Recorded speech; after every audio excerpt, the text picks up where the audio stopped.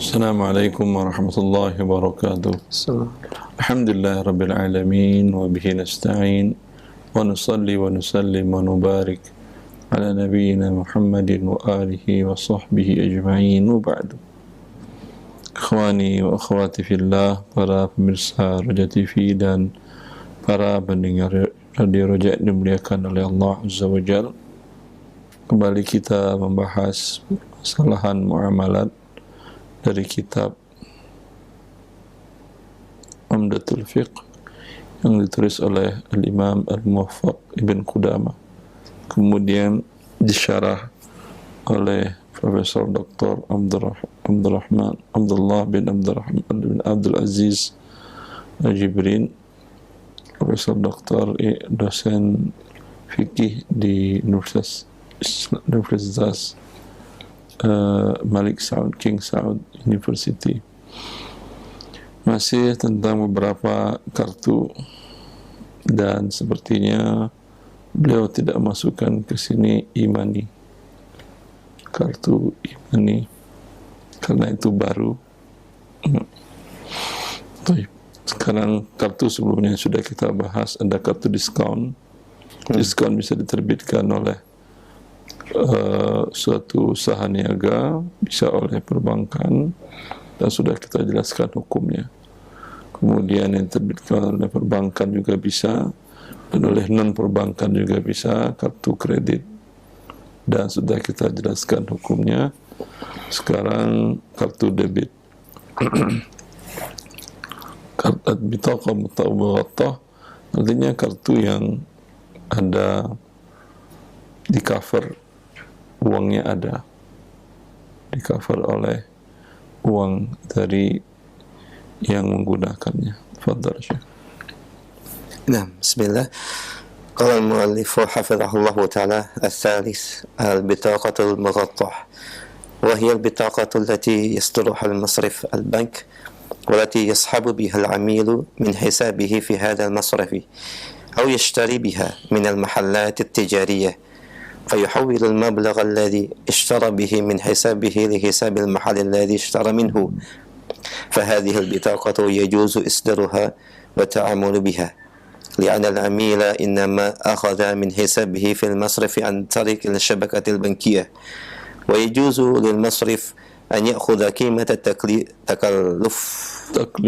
تكلفة فعلية لهذه البطاقة كما سبق عند الكلام على البطاقة الائتمانية، كما يجوز للمصرف المسحوب به منه إذا كان حسابه حال الساحب في مصرف آخر أن يأخذ أجرة لعملية السحب بقدر التكلفة الفعلية لهذه العملية، لأنه إنما يأخذ مقابل العمل الذي بذله.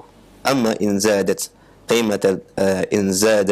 قيمة البطاقة أو قيمة عملية السحب عن تكلفة الفعلية فهذا لكل منهما فهي محرمة لأنها riba. Kemudian yang ketiga adalah kartu debit, yaitu kartu yang dikeluarkan oleh bank dan ditarik oleh nasabah, nasabah dari rekeningnya, yaitu yang ada di dalam bank tersebut. Atau dia membeli satu barang, satu produk di sebuah tempat atau pertokoan perniagaan, lalu berpindah sejumlah nilai dari yang dia beli dari hisapnya, dari rekeningnya ke rekening tempat toko tersebut. Maka kartu ini diperbolehkan untuk dikeluarkan dan juga bermuamalah dengan kartu tersebut, karena sesungguhnya amil, yaitu nasabah, yaitu mengambil dari rekeningnya di bank melalui jaringan internet bank, dan ini diperbolehkan bagi bank untuk mengambil sejumlah nilai dari beban jasa yang dilakukan dari bitcoin, dari kartu ini, sebagaimana yang telah terdahulu pembahasannya, yaitu pada kartu kredit. Sebagaimana yang diperbolehkan juga bagi bank yang ditransfer apabila nasabah dari bank yang lain untuk mengambil ujrah, yaitu uang jasa dari transaksi yang dilakukan. sesuai dengan beban jasa yang dilakukan dari transaksi tersebut. Karena sesungguhnya ini adalah merupakan pengganti dari jasa yang dilakukan. Adapun apabila ada pertambahan dari nilai bitaqah itu kartu debit atau nilai jasa dari transfer rekening satu ke rekening yang lain atas jasa yang dilakukan, maka ini adalah merupakan haram dan riba. Nah, baik. Yang ketiga yaitu kartu yang ada uang di dalamnya. Ya, baik terhubung ke rekeningnya ataupun tidak. Kalau yang terhubung kartu debit, kalau yang tidak mungkin di sini mu'alif tidak menjelaskan, tapi nanti mungkin kita bahas sedikit. nah, Yaitu kartu e-money. Di dalamnya ada uangnya. Ya. Maka yang kartu debit ini yang diterbitkan oleh bank, kemudian si nasabah bank tersebut bisa menarik uangnya baik tunai dari rekeningnya sendiri, atau dia juga bisa menggunakannya untuk berbelanja barang dan jasa, lalu kemudian kartunya digesek di mesin edisi. Kemudian dengan demikian berpindah sejumlah uang dari rekening si pemegang kartu kepada rekening si penjual barang dan jasa tadi untuk pembayaran barang dan jasanya. Ya, ini hukum kartunya seperti apa? Boleh menerbitkannya dan boleh menggunakannya untuk bertransaksi. Kenapa? Karena si nasabah mengambil uang dari rekeningnya sendiri melalui jaringan perbankan, jaringan internet perbankan. Dan boleh bank mengenakan biaya real untuk kartu tersebut, baik penerbitannya maupun biaya bulanannya, administrasi bulanan kartu. Ya, karena apakah ini ada ribanya? Ini tidak ada ribanya. Karena yang berstatus sebagai pemberi pinjaman adalah nasabah. Bank sebagai penerima pinjaman. Bila penerima pinjaman mengenakan biaya kepada pemberi pinjaman, boleh. Ya, baik sesuai dengan biaya pokok taklifah fi'liyah ataupun tidak. Maka saya juga kurang faham kenapa Profesor Dr. Abdullah mengatakan hanya biaya taklifah fi'liyah. Tidak ada masalah. Kenapa? Karena tidak ada riba.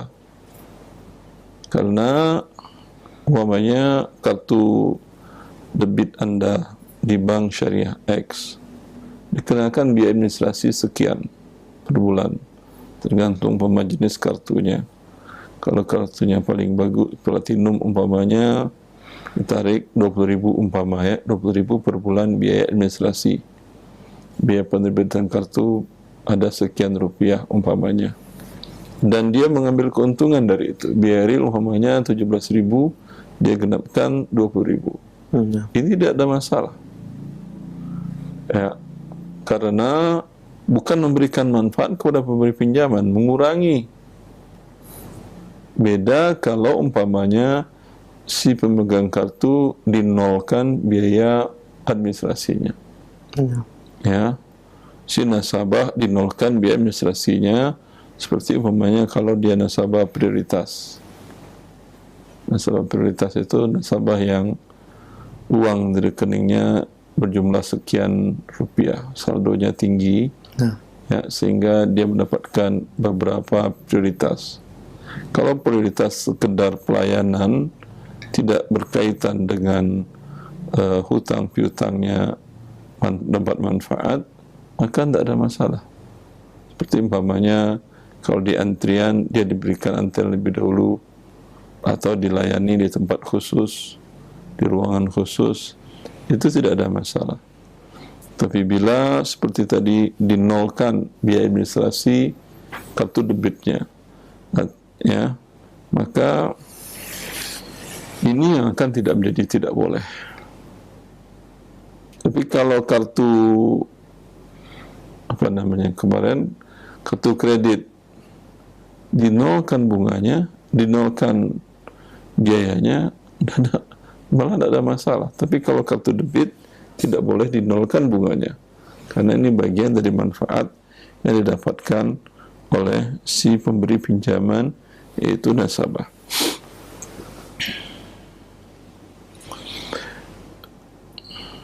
Berbeda dengan kartu kartu Bithaqah al-i'timaniyah. Bithaqah i'timaniyah kalau diterapkan di umpamanya biaya real kartu 50.000 untuk membeli kartu pertama, penerbitan kartu, dikenakan menjadi 70.000. Ini tidak boleh. Kenapa? Karena bank memberikan pinjaman. Bila dia mendapatkan manfaat 20.000 tadi, maka ini dilarang. Manfaat dari pinjaman tentunya. Ya. Berbeda halnya kalau nasabah yang memberikan pinjaman. Anda berikan pinjaman kepada seseorang, lalu Anda belanja kepada dia, dan dia berikan harga yang dia dapat untung, tidak ada masalah.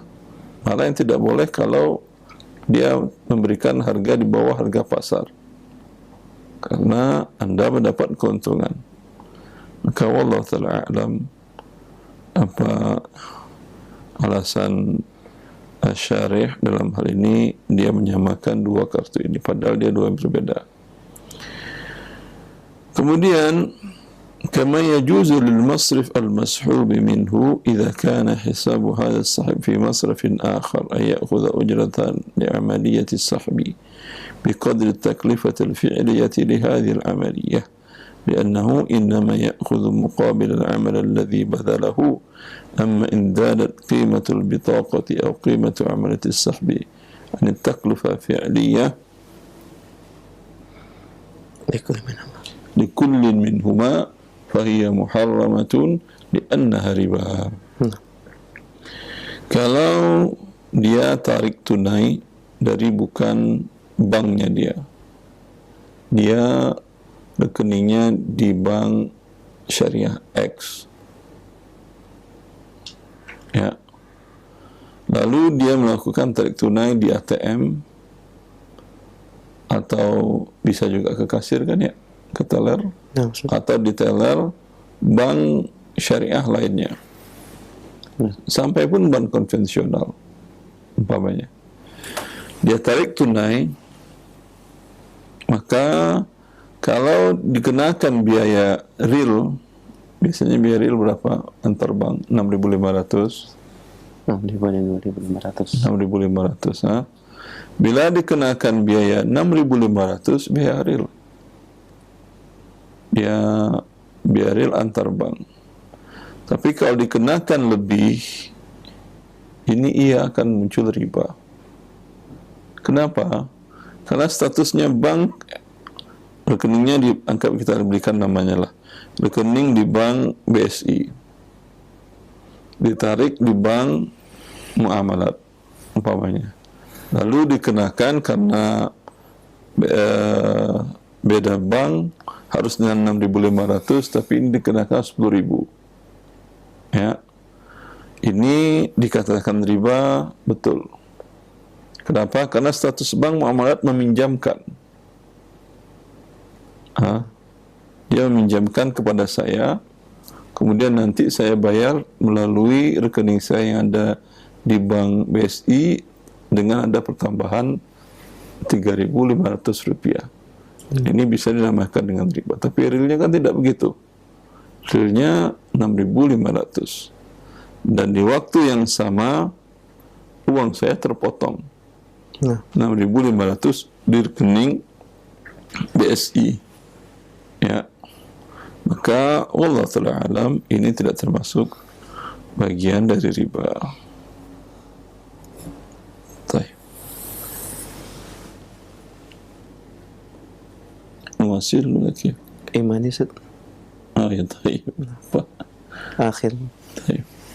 Kalau kemudian imani ada yang imani, ada yang e-wallet. Imani biasanya terbitkan oleh pihak bank dengan menggunakan kartu yang menggunakan chip. Ada untuk membaca data yang ada, dan uang dimasukkan ke dalam kartu tersebut, ke dalam data tersebut dengan cara dibayarkan. Maka wallahu a'lam, hal ini sama dengan Anda kartu debit tadi. Mana di sana ada uang Anda, boleh digunakan, boleh. Tapi bila umpamanya si pemegang kartu debit, pemegang kartu imani mendapat manfaat dari pihak yang menerima uang tadi, ya, umpamanya kartu imani bank syariah X, dia berikan manfaat, atau kartu debit X, bank syariah X, Anda belanja di beberapa merchant mendapatkan diskon khusus bagi pemegang kartu debit ini, imani ini. Ya, kursus di Lang Bandara, umpamanya pemegang kartu debit ini mendapatkan gratis. Ya, ini malah tidak boleh. Kenapa tidak boleh? Kalau benar diskonnya, bagi merchant kan sama aja.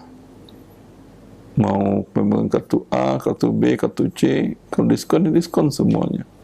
Ketika satu saja yang diskon, ya, ini berarti ini manfaat khusus bagi dia, bagi si pemegang kartu, si pemberi pinjaman. Maka ketika itu tidak boleh digunakan. Sama juga dengan e-wallet, dengan berbagai merek dagang. Seseorang top up itu berarti meminjamkan uangnya. Sama dengan imani tadi, sama dengan kartu debit tadi. Bila kemudian si penyelenggara e-wallet tadi, yang punya e-wallet tadi, memberikan manfaat kepada pemegang e-wallet tadi, dia tidak berada kartu, memberikan manfaat dengan memberikan bentuk diskon, cashback, ini sama saja dengan yang bank syariah tadi, kartu debit bank syariah tadi, dan imani di kartu di bank syariah tadi. Hukumnya sama-sama mengandung unsur riba. Ya. Wallahu ta'ala. Nah, baik, Faisal. Cukup. Baik. Jazakallah khair, barakallahu fiik pendengar dan pemirsa Raja TV. Demikian beberapa pembahasan terkait dengan kartu, mulai dari kartu diskon, kartu kredit, kemudian kartu debit, dan yang terakhir imani. Dan pendengar serta pemirsa, kita akan berikan kesempatan sesi selanjutnya untuk soal jawab bagi Anda yang ingin memperdalam pembahasan atau bertanya terkait dengan bab ini atau yang lainnya dari bab muamalah. Kita akan terima via telepon terlebih dahulu di 0218236543. Silakan. Baik, halo. Ya, sudah masuk. Waalaikumsalam warahmatullahi. Dengan siapa Bapak, di mana?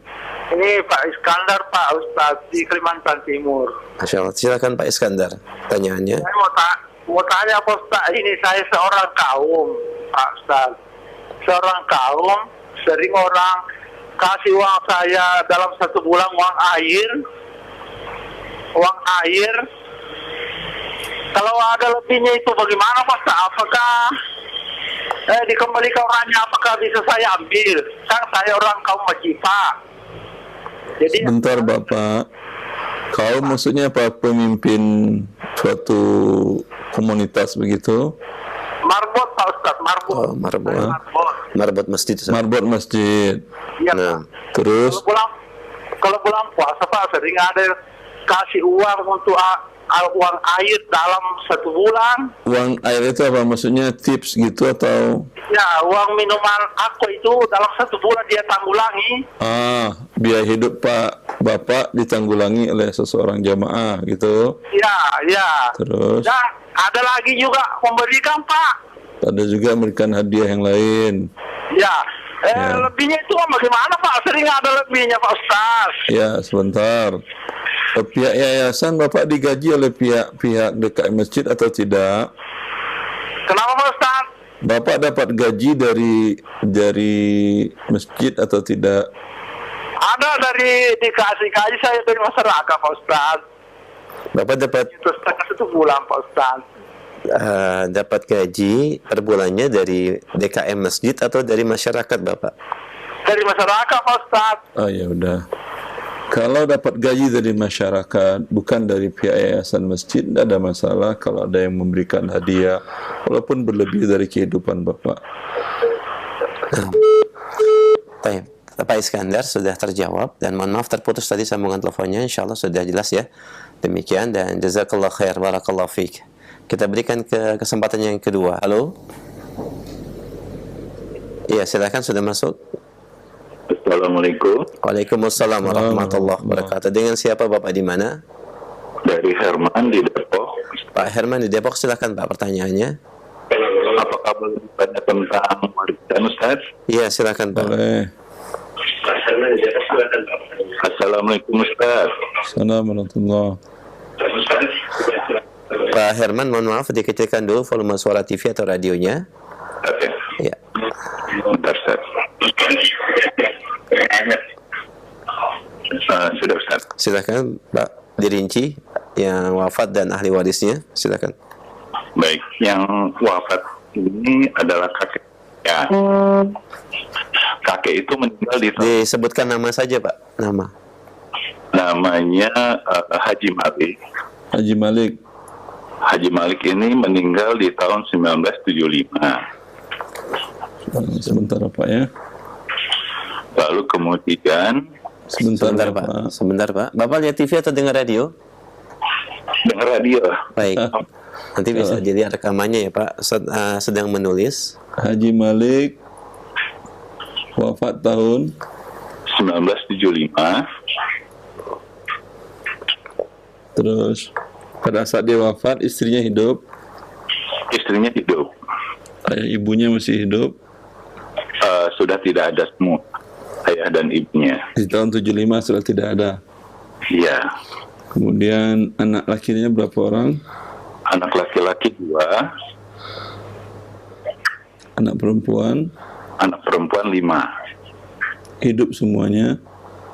Hidup semuanya. Pada saat tahun 1975 ya, Tat ya. Iya, 75. Lalu Istri kemudian di tahun 2017 nenek saya meninggal, istri dari kakek. istri Pak Haji Malik. Iya. Sebentar dulu, ini kita bagi dulu istri 1/8 untuk anak sisa Setengah. Sisa dua, bagi 2. 8, 1, 7. 7 anak laki-laki kali 2, 4, 9. 9 dikali 8 sama dengan 72. 9 kemudian 14 7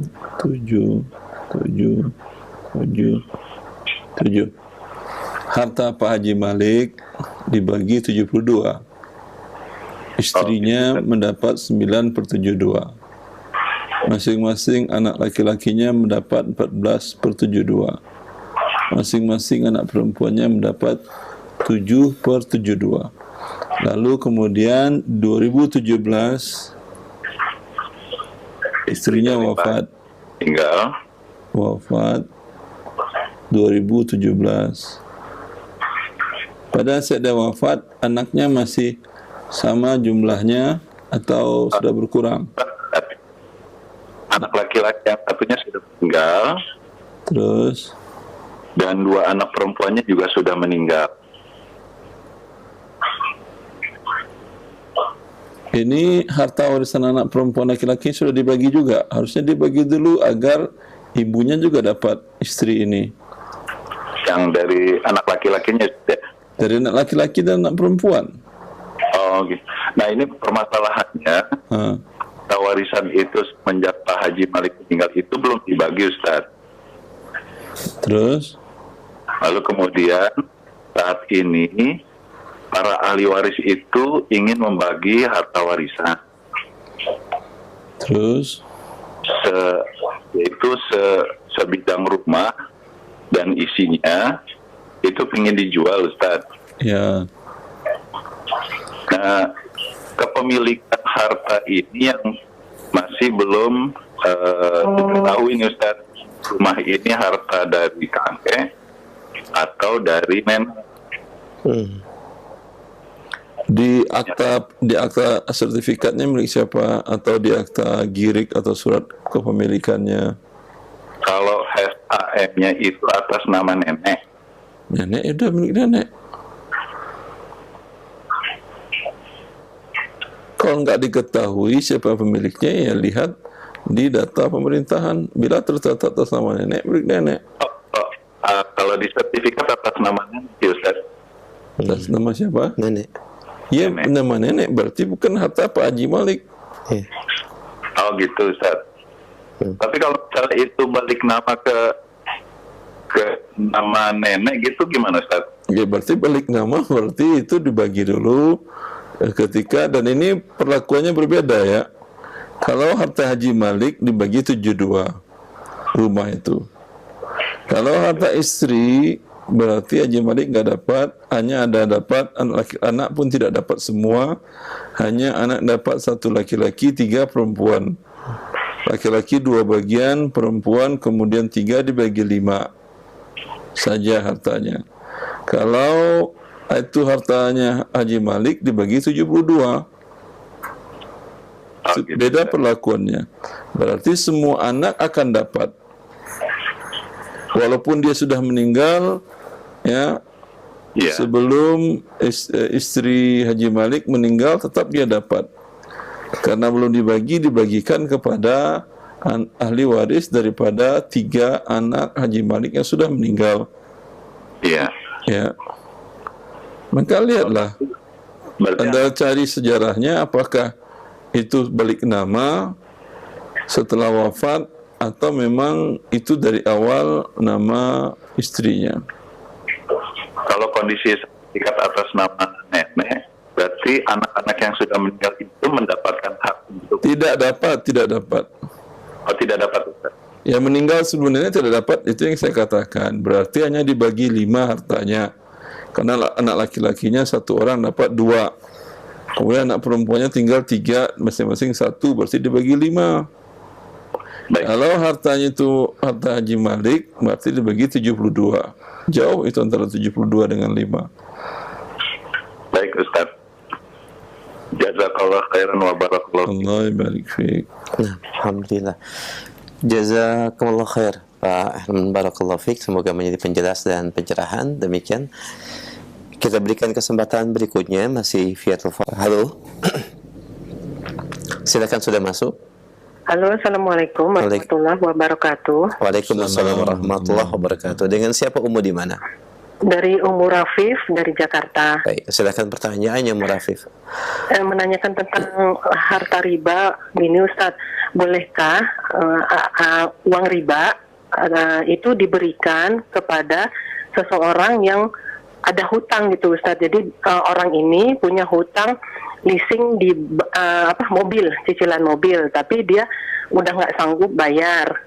Nah, misalnya ada seseorang yang punya harta riba, dia mau kasih si yang punya hutang itu, tapi memang nggak semua, nggak bisa ngelunasin juga, mungkin sebagiannya aja gitu. Boleh nggak itu, Ustadz, diberikan kepada orang tersebut? Gitu aja, Ustadz. Mohon nasihatnya, Ustadz. Sebentar. Gimana, Ustadz? Bentar. Itu orang yang punya cicilan leasing kendaraan mobil, itu dia punya harta lainkah atau tidak? Dia infonya dia bekerja di salah satu travel, itu gajinya per bulan hanya 3 juta.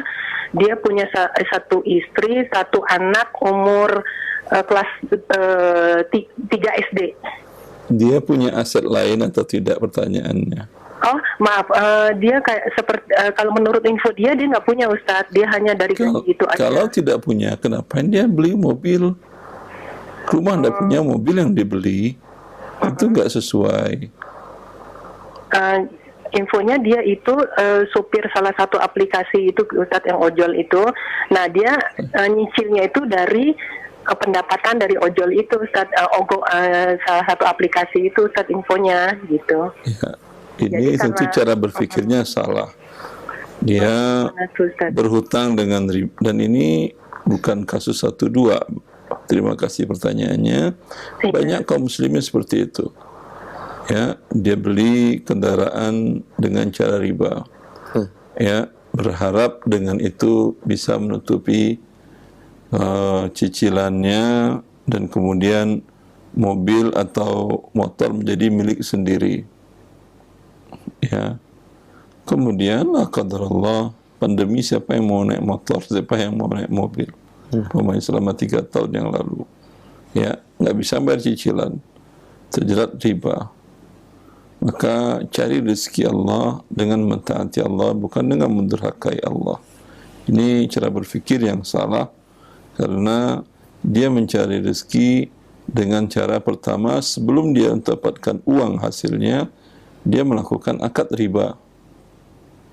Ya, lebih baik kalau memang, ngapain dipaksakan jadi ojol kalau tidak punya kendaraan pribadi atau tidak ada orang yang mewakilkan kepada dia untuk membawa kendaraannya untuk dijadikan supir ojol tadi, baik roda 2 ataupun roda 4. Banyak pekerjaan yang lain tidak butuh kendaraan roda 2 atau 4 kecuali kendaraan umum yang juga menghasilkan rezeki. Kalaulah itu halal, yang jelas berhutang tidak boleh kalau Anda tidak mampu membayarnya. Ya. Sekarang itu hutang yang non riba, apalagi sekarang hutangnya dengan riba. Rasulullah SAW tiap hari berlindung dari berhutang. Allahumma inni a'udzubika minal hammi wal hazan wal ajzi wal kasal wal jubni wal bukhal. Dalam riwayat yang lain, Allahumma a'udzubika minal ma'thami wal maghrami. Rasulullah sering berdoa, aku berlindung kepadamu ya Allah dari dosa dan dari berhutang. Ya.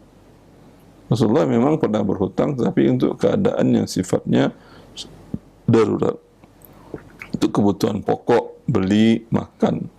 Untuk makannya berhutang. Oh, ini juga buat makan, Ustaz. Hasilnya, kalau Anda berhutang untuk beli beras, itu bisa ditutup dengan zakat dan lainnya. Berhutang beli mobil untuk beli beras, ya. Dan utangnya pun angkanya besar, ratusan juta. Kalau Anda belikan ratusan juta tadi beras, hidup 5 tahun dari beras tadi. Dan belum lagi yang namanya kendaraan itu maintenance-nya besar, kerusakannya tinggi, ya. Itu kalau Anda beli dari yang halal, apalagi ini dari pinjaman riba, maka ini termasuk menyia-nyiakan kebaikan yang diberikan oleh Allah. Allah sudah memberikan kepada kita cara mencari rezeki yang halal, bukan dengan cara mencari dengan yang haram. Tapi bila sudah terjadi, suruh dia bertobat kepada Allah Azza wa Jalla. Jangan pernah terfikir lagi untuk minjam riba, ya, walau untuk mencari nafkah. Kalau Anda beli nasi pinjam riba, nggak ada lagi umpamanya orang minjamin dengan cara yang halal, datang ke rumah zakat, ke Basnas, ke bait amil zakat, nggak ada yang mengasih makan, ya. Yang ada hanya pinjaman riba, baik dengan online, apa namanya itu, pinjol dan lain-lainnya. Hanya itu yang ada. Silahkan, tapi tidak boleh Anda pinjam lebih kecuali dari kebutuhan sehari itu. Sehari itu umpamanya beli nasi sekeluarga, lauk pauk, kebutuhannya 30.000, 30.000 yang boleh Anda pinjam. Atau 50.000 yang boleh Anda pinjam. Tidak berlebih, karena darurat tidak boleh berlebih dari kebutuhannya. Nah, tapi kalau untuk membeli mobil, mana daruratnya? Membeli motor, mana daruratnya? Maka ini kesalahan kaum muslimin dalam cara mencari rezeki Allah Azza wa Jalla. Ala kulli hal, kalau dia sudah terjadi seperti yang tadi saya katakan, kalau dia bertobat kepada Allah, bayarkan pokok hutangnya saja, bukan bunga riba pinjamannya. Atau bayarkan dari uang riba tadi untuk biaya hidupnya saja, bukan untuk membayar pinjaman ribanya. Kan dia punya anak istri, berikan untuk beli beras, belikan lauk, belikan sembako, agar anak istrinya bisa hidup dari itu. Anaknya sekolah, mamanya butuh biaya sekolah, bayarkan uang sekolahnya, bukan untuk pinjaman ribanya. Wallahu a'lam. Jazakallah khair, barakallah fiik. Mungkin sedikit tambahan, apakah itu juga berlaku terkait dengan dana zakat? Ya, wajib bagi dana zakat, bagi lembaga amil zakat, dan berdosa, dan mereka akan bertanggung jawab di hadapan Allah ketika para fakir miskin tadi harus mencari pinjaman sana sini dengan riba gara-gara mereka tidak menyalurkan dana yang terkumpul di tangan mereka kepada para mustahiknya. Tapi apakah lembaga zakat membelikan mobil untuk ojol? Ya tentu tidak. Ya. Padahal mobil ojol tadi kalau digunakannya untuk berdagang, kuliner rumahan, ya mungkin 1/4 dari dana beli mobil tadi bisa untuk bertahan dia hidup mungkin 1 tahun. Dengan diputarnya dalam bentuk usaha rumahan. Usaha rumahan alhamdulillah banyak dilakukan kaum muslimin, dan pun pemerintah tidak terlalu mengetatkan seperti di negara-negara lain. Bisa dia bikin kerupuk, apa kan nggak mesti harus izin BP POM dan Kemenkes, nggak perlu. Alhamdulillah itu dimudahkan. Atau bikin jajanan pagi, bakwan kayak goreng-gorengan, ya sebagian ya gunakan untuk itu. Ya, insyaallah dana yang 1/4 dari dana beli mobil ojol tadi bisa dia gunakan bertahan untuk 1 tahun. Ya.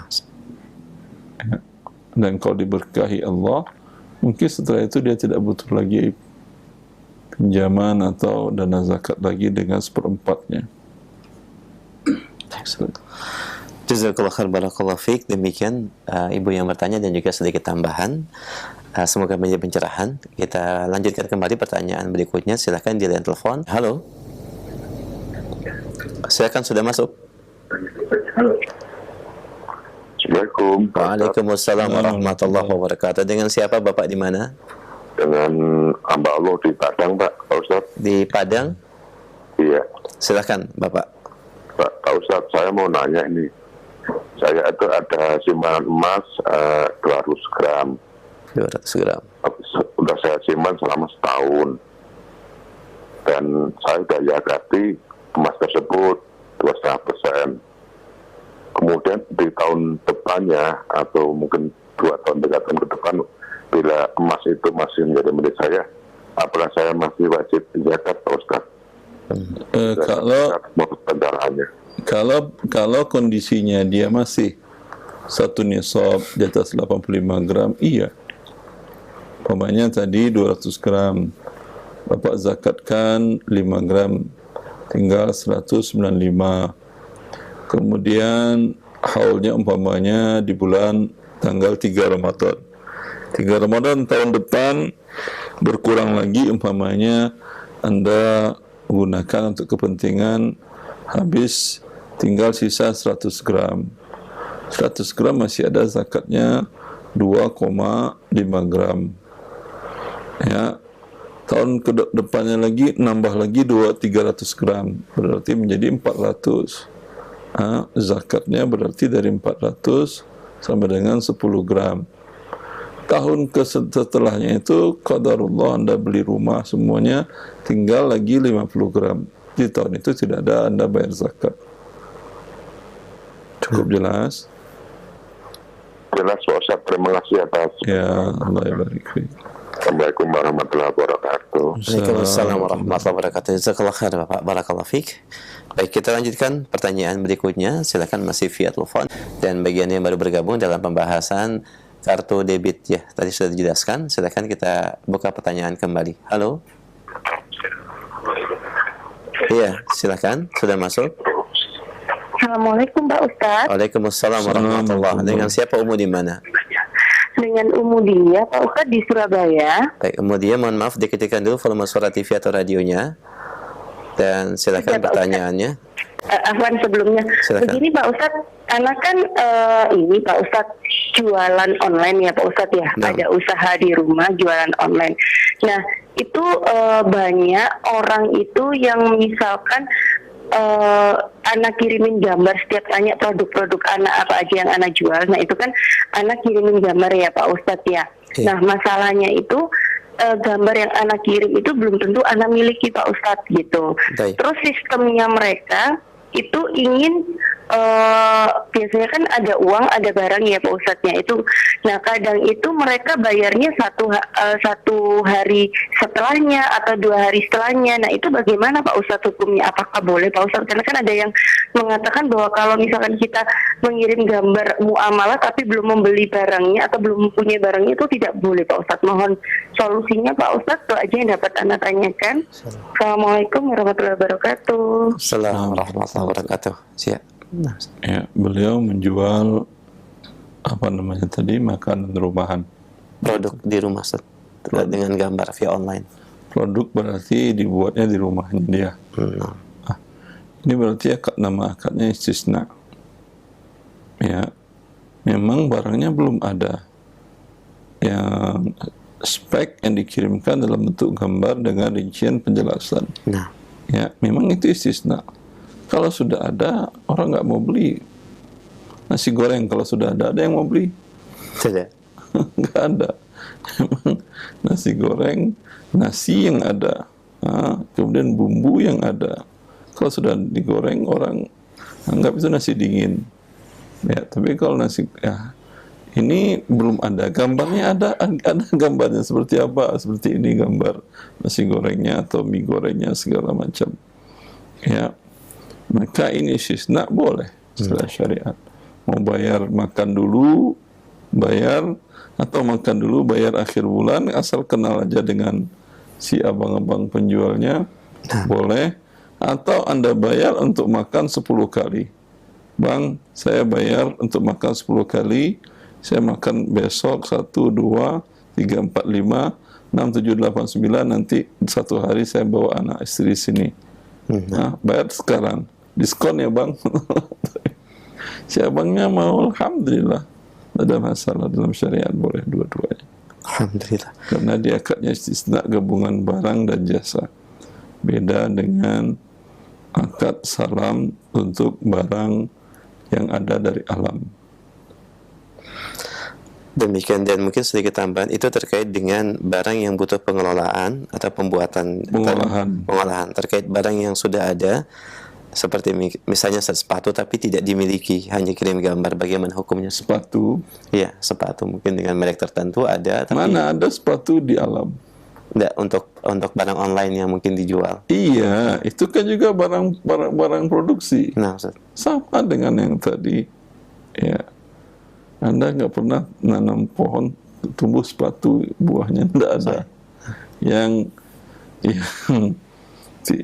selagi itu barangnya sudah ada, speknya dijelaskan begini dari kulit asli, ya bukan kulit tiruan, kemudian warna seperti ini, kemudian apa namanya alasnya ini, jenis karetnya dan seterusnya, rincian speknya jelas, ukurannya pun jelas, ya. Tapi barang sudah ada di pasar, Anda juga istisna namanya. Istisna paralel, Anda beli, Anda jual. Anda beli, Anda jual. nah, Baik. jazakallah khair. Demikian buat dia sebagai tambahan dan semoga menjadi pencerahan. Kita berikan kesempatan kembali via telepon. Baik, halo. Silakan, sudah masuk. Iya, halo, silakan. Assalamualaikum. Waalaikumsalam warahmatullahi. Dengan siapa, Umu di mana? Saya Heni dari Jakarta. Baik, Bu Heni, silakan.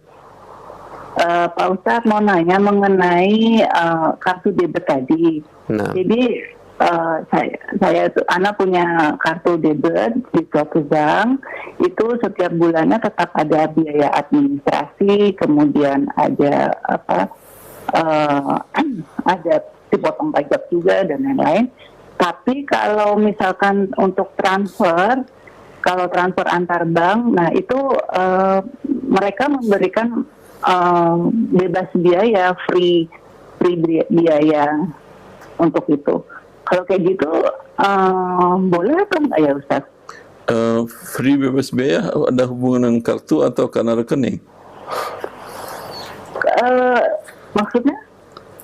Kalau free bebas biaya kan bukan karena kartu, Ibu. Karena rekening Anda di sana dan Anda kirim ke rekening yang lain. Cuman Anda menggunakan via kartu atau via mobile banking.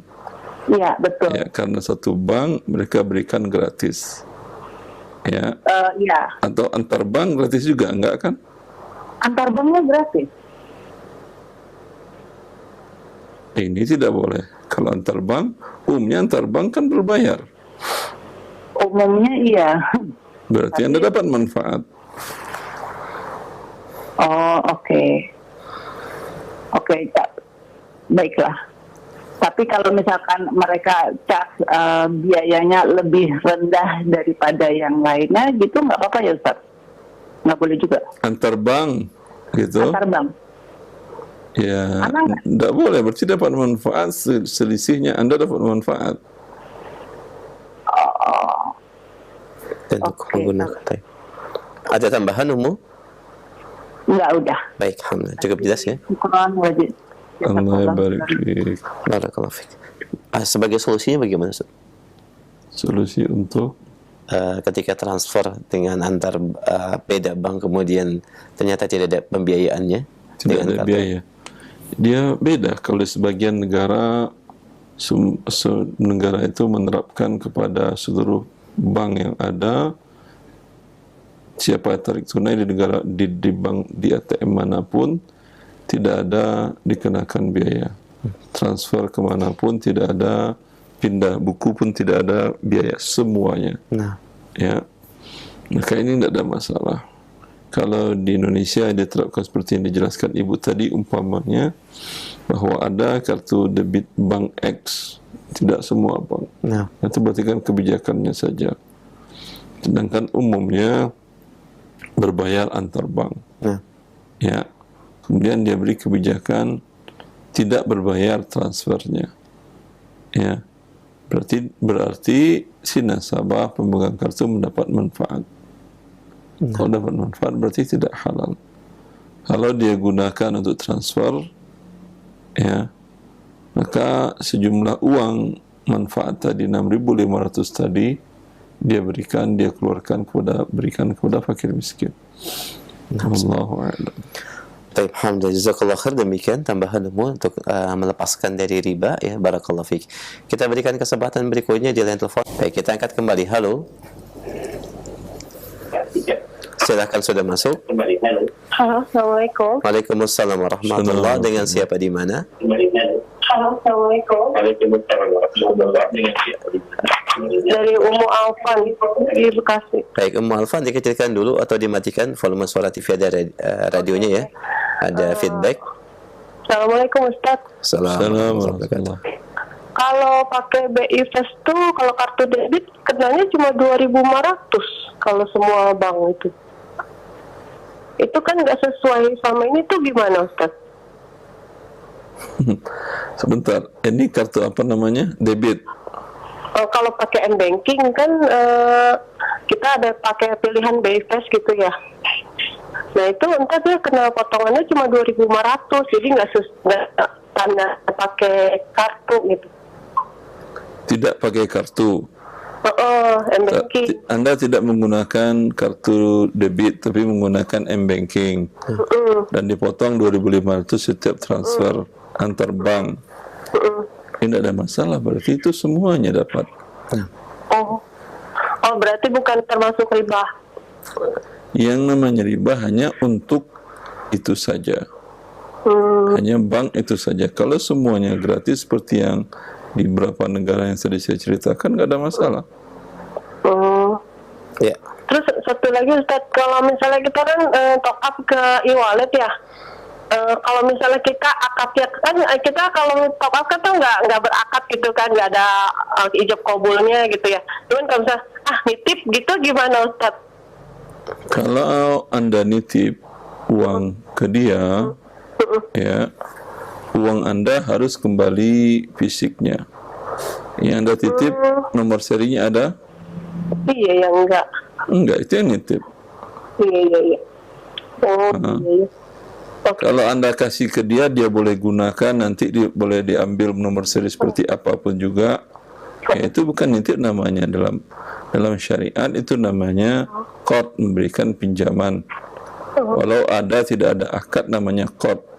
Anda diam aja, datang ke masjid, taruh motor dan dikasih kartu oleh orang masjid atau tempat mall atau tempat keramaian.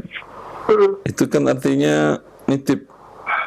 Bayar seikhlasnya umpamanya. Kalau bayarnya jelas namanya ijarah, sewa. Kalau bayar seikhlasnya, mau bayar mau tidak, itu namanya nitip. Ya, kan tidak boleh dikembalikannya dengan yang sama, berbeda nomor plat, nomor kendaraannya. Oh, itu yang bikin jadi code ya. Oke. Makasih Ustaz. Ya. Jazakallahu khairan wa barakallahu fiik. Alhamdulillah. Ya, kita berikan kesempatan kembali masih via telepon. Baik, halo. Silakan, sudah masuk. Assalamualaikum Ustaz. Waalaikumsalam warahmatullah. Dengan siapa akhi, di mana? Dengan Falah di Serang Ustaz. Silakan Falah, silakan. Ustaz, maaf, ini kebetulan ada terkait dengan waris. Mau yang ditanyakan, kita ada tanah waris mau dijual. Nah, mau dijual, tapi kita tahu bahwa yang mau beli itu kebetulan menggunakan pembiayaan dari bank konvensional. Itu hukumnya bagaimana ya Ustadz ya, gitu loh. Kalau Anda sekedar tahu, tidak diminta Anda untuk menjadi saksi menandatangani transaksi ribanya di bank konvensional, tidak ada masalah. Kita sebagai warga negara kan juga tahu negara kita pinjam uang dengan riba ke berbagai pemilik dana di dunia. Apakah kita berdosa karena kita tahu? Tidak ada masalah. Ustadz, ini kebetulan pihak banknya datang ke kita. Itu gimana Ustadz? Ya datang, bilang ke dia, apa urusan kamu dengan saya? Kalau dia menanya-nanyakan, dia nanya-nanya, jawab aja. Minta sebagai saksi, jangan.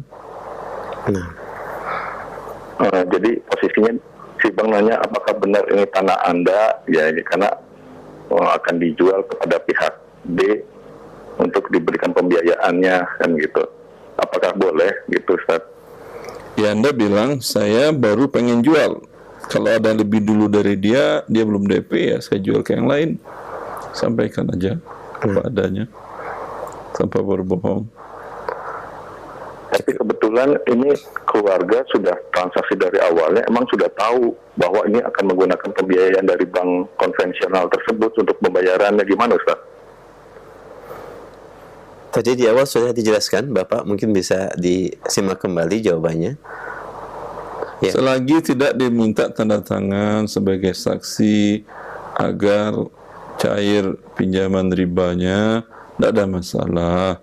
Tapi kalau Anda diminta jadi saksi bahwa betul begini-begini, tanda tangan, maka itu termasuk yang dilaknat, yang dikutuk oleh Allah Azza wa Jal wa syahidai, saksi dari transaksi riba tadi. Cukup. Ya, Ustaz, berarti nggak boleh ya Ustaz ya. Kebetulan kita diminta tanda tangan juga untuk jadi bahwa ini betul betul punya kita gitu. Jadi kita tanda tangan di situ. Anda tanda tangan bahwa punya Anda, apa hubungannya dengan yang tidak boleh itu akad ribanya? Itu kan bukan akad riba. Dia nanyakan rumah Anda atau tidak? Iya punya saya. Tanda tangan, dia punya saya. Apa salahnya? Oh iya, betul. Berarti bukan ya Ustaz ya, kan riba ya. Kalau dia ini kan dia mengatakan ini formulir si fulan ini mengajukan, ya kamu jadi saksi di sini bahwa ini dia mengajukan pinjaman ke kami, itu Anda tolak lah. Yang tadi dia minta tanda tangan Anda tolak juga nggak ada masalah. Saya nggak pernah ada berhubungan dengan kalian, mohon maaf. Baik Ustaz. Demikian akhi, jazakallah khair. Terima kasih, jazakallah khair. Wa iyyakum. Assalamualaikum warahmatullahi wabarakatuh. Waalaikumsalam warahmatullahi wabarakatuh. Kami angkat selanjutnya pertanyaan dari pesan WhatsApp. Assalamualaikum warahmatullahi wabarakatuh. Dari Ais di Jakarta, saya menjual online buah-buahan yang belum saya miliki Ustaz. Dan saya memasang gambar di status WA, jika ada yang membeli, baru saya belanjakan buahnya. Apakah transaksi kalau ada yang membeli baru saya belanjakan di agen buah, apakah transaksi tersebut diperbolehkan? Kalau ada yang membeli baru Anda beli, berarti ketika orang itu membeli Anda tidak punya barang. Apakah Anda iakan transaksi ingin belinya atau tidak? Kalau Anda iakan ya, siap kakak transfer uang sekarang, ya itu maka hukumnya haram. Anda menjual barang yang belum Anda miliki. Tapi kalau dia ingin beli, Anda tidak jawab jual, atau Anda tidak iakan. Kemudian Anda baru pergi beli. Setelah Anda beli, Anda baru katakan, Anda beli, Anda terima, Anda katakan, kakak, ya siap. Itu tidak apa-apa. Masya Allah. Demikian Ais ya di Jakarta, semoga menjadi jawaban yang bermanfaat dan menjadi pencerahan. Barakallahu fiik. Sekolah khair Ustaz, kami akan kembali pertanyaan berikutnya dari Bapak Taufik di Bandung. Apabila kita punya harta dan sebelum meninggal dunia Ustaz, kita bagikan ke ahli waris hampir semua harta tersebut kecuali rumah yang kita tempati Ustaz, bagaimana hukumnya? Demikian. Boleh bila sudah serah terima kepada ahli waris, berarti milik mereka. Bila belum serah terima dan Anda keburu wafat, tetap dibagi waris. Dan yang rumah tadi yang belum diserah terimakan, yang masih Anda tempatin, berarti tetap dibagi waris. Nah, jazakallahu khair, barakallahu fiik. Kami akan kembali pertanyaan berikutnya, ya dari pendengar kita. Assalamualaikum warahmatullahi wabarakatuh. Salam. Ya, pertanyaan terkait dengan bab zakat Ustaz, bagaimanakah hukumnya terkait dengan zakat yang kita miliki setelah dihitung, dan saya bermaksud untuk memberikan kepada seorang mustahik yang dia punya hutang kepada saya dan belum bayar 1 tahun ini. Apakah diperbolehkan untuk melunasi hutang dia kepada saya dari zakat yang saya miliki? Jazakallahu khair. Yang bolehnya Anda serahkan zakat kepada dia.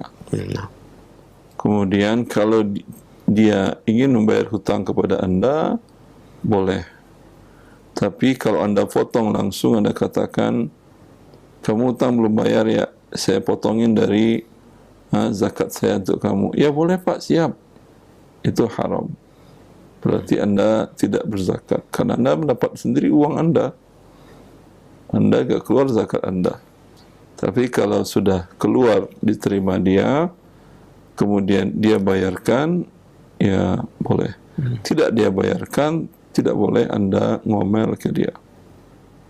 Jadi ada yang lebih penting daripada bayar hutang. Saya mau beli beras, ini kalau enggak, ini sewaan udah nunggak 4 bulan, bisa diusir saya besok.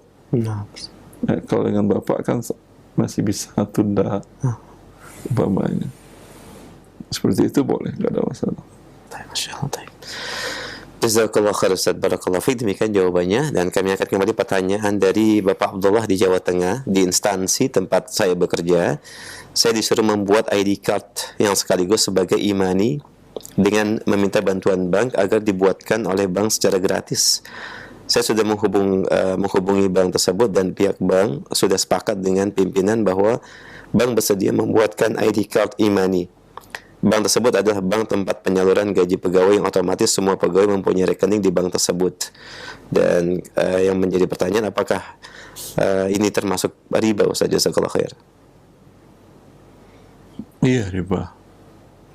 Karena pemilik rekening mendapat manfaat dari keberadaan rekeningnya, dan rekening itu adalah piutang dari nasabah kepada pihak bank, dan pemberi hutang mendapat manfaat dengan ID card yang ada imaninya gratis.